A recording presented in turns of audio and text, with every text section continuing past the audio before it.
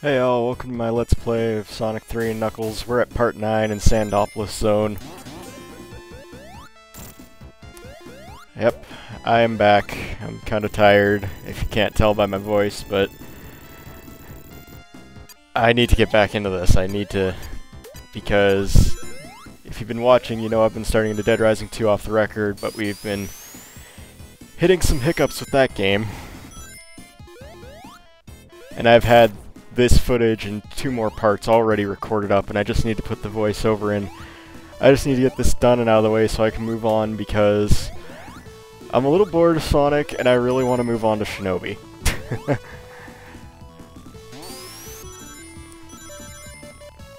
So here we are in Sandopolis Zone. This is easily the longest level in the game, even though I make it shorter just because I am going to get Hypersonic here, and I am going to use him because I just don't like playing this level. I don't exceptionally hate it, I don't really like it either, it's just a level that's there for me, and of everyone in Sonic 3 and Knuckles, it's probably the one level I go back to play the least. I'd much rather be going back to play Lava Reef, or Hydrocity, Ice Cap, Mushroom Hill, Flying Battery. Those are all fun levels.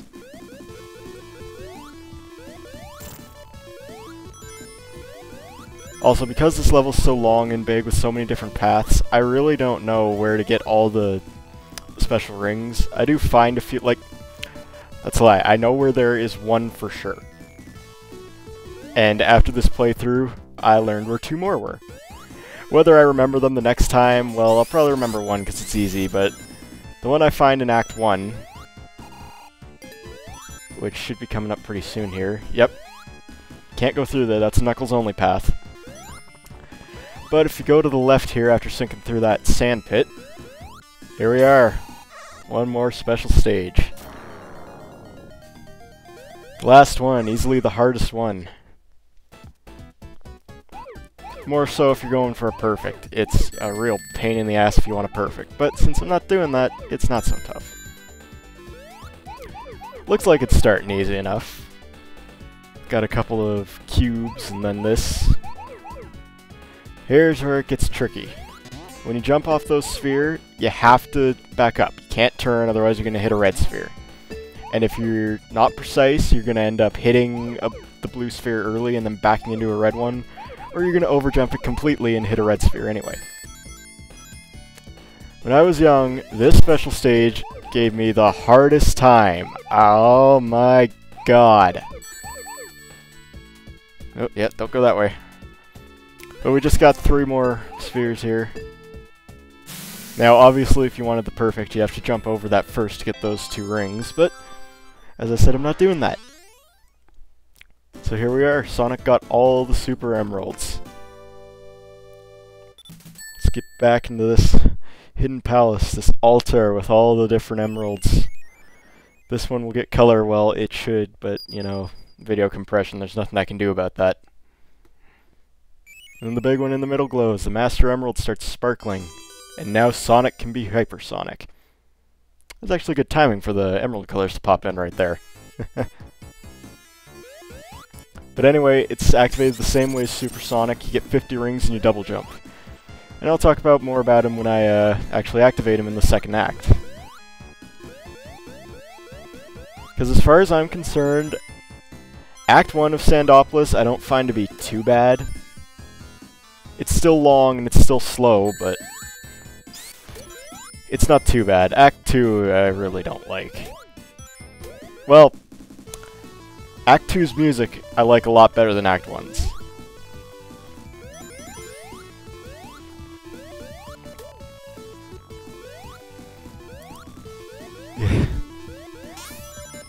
I don't really have a lot to say. It's Sandopolis. It's not a fun level. It's not my favorite level.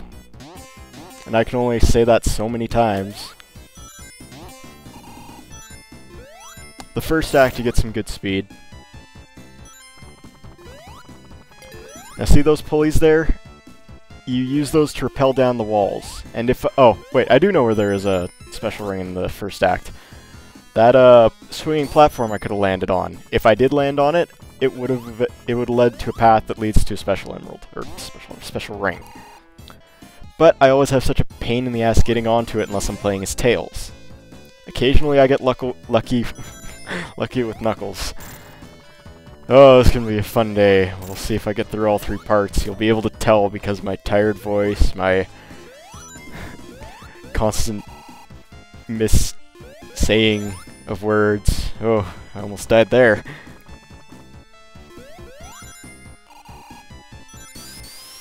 Ah, hey, what happened there? That actually happens to me a couple times. For some reason I end up rolling out of the loop. And I'm not jumping, I just start rolling and I roll out of the loop for some reason.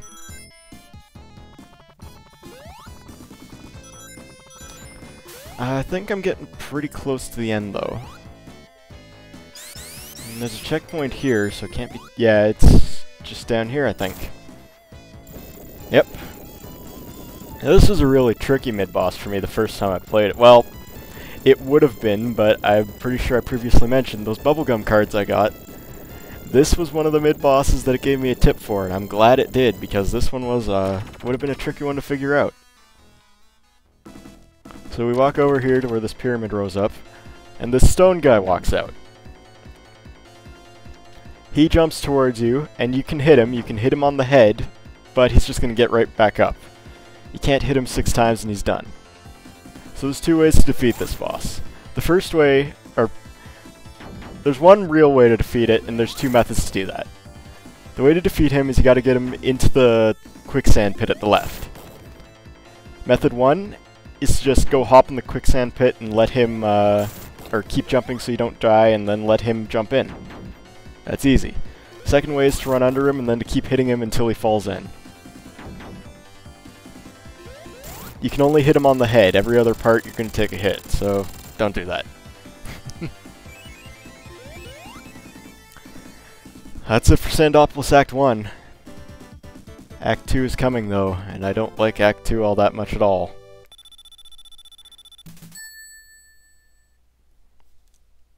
So let's go inside this temple. Sandopolis Act 2, inside the pyramid. With a much better music track. I mean, that bass just makes it. It easily just makes it. Now there's these light switches around, and these switches, these really slow the game down. I mean, because you have to push a switch, and you have to open a door, you gotta rush there, and if you don't make it in time, well, then you gotta go back. Your tails don't get crushed now. First time it's not hard, but they get trickier as you go along. See, I roll and I fall out of the loop.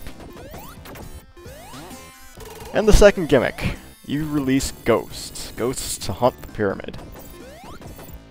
And they have 4 levels. First is that little harmless level there. Every time you hit a light switch, it resets them. But I show it off, so I'll talk more about it later. Now this part loops infinitely. You have to jump at the right time, which is right when you see that swinging platform there. So every time you hit a light switch, it resets the lights.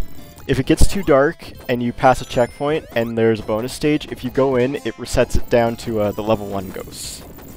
Which are harmless. They're all harmless except for level 4 when they start attacking you. And I don't let them get that far. Another thing that slows down the level, you just saw me riding the, I don't know, a block? I don't know what to call it. Okay, level 2 is starting to look a little more menacing. Still cute, though.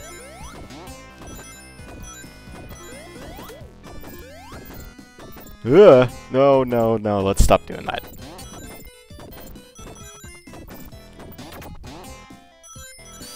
Come on, go to level 3. Oh, go back. It takes a lot longer than I thought it did. Level 3, they look menacing. And at level 4, they start coming down to attack you. If you jump into them, they'll disappear, but then reappear at the top. You can't kill them, but as long as you're in a spinning state, they can't hurt you. Now the other thing that slows... Ooh, the ring's going anti-gravity there. The other thing that slows down the level, though, are this rising sand. You have to wait for it. Unless you're hypersonic, which I am not yet. We'll see it, don't worry.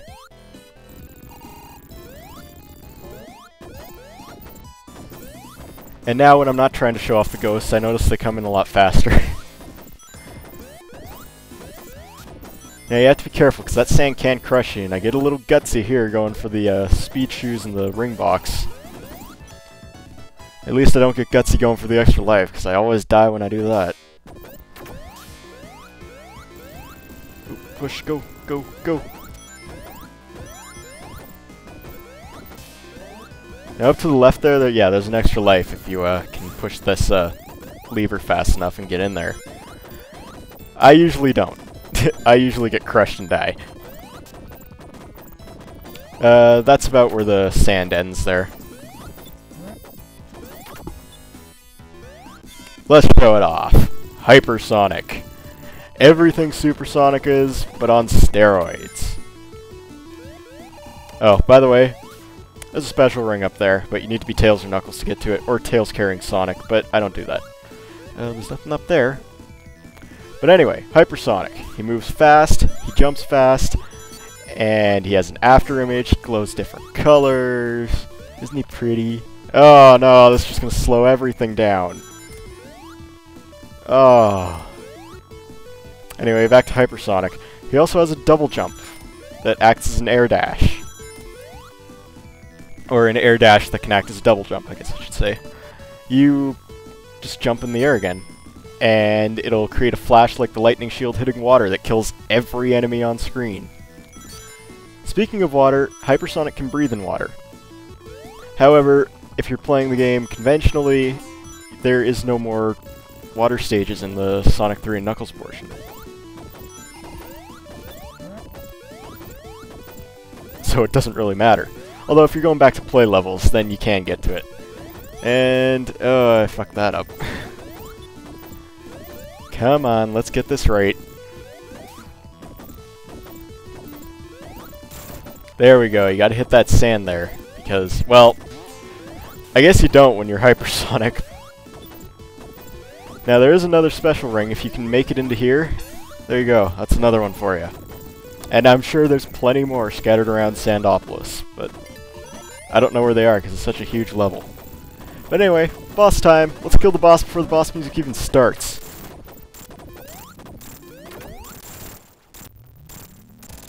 No threat at all. Normally he'd walk to the left and occasionally shoot a laser, and you'd jump on his arms and then jump up and hit him so you can get into his gooey Eggman center. But I just said fuck that. I don't want to play this level anymore. So let's fall into the next part here. See you then.